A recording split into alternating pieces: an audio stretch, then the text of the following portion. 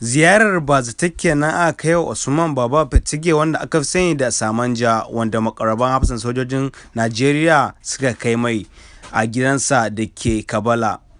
Bayan jita-jita da ta yada a kafafen sada zumunta akan Yarasu bayan yanan lafiyarsa Qlau.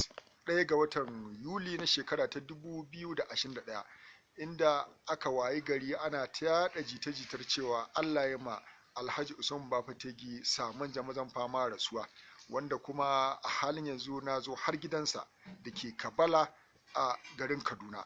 Alhaji, ya kaji wannan labari, kuma me za ka ce musamman game da cewa har yanzu kai kana raye a Kaduna?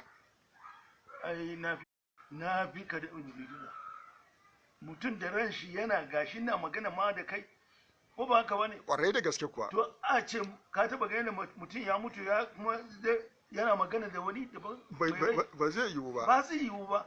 Ni mutane ne da mutum da ko mai son ka ne ko makiyinka ne, yanda Allah ya ma kaddarar Allahu aka kadari. Allah ya kaddara wani abu zai same ka, zai same ka. Kwarai da gaske.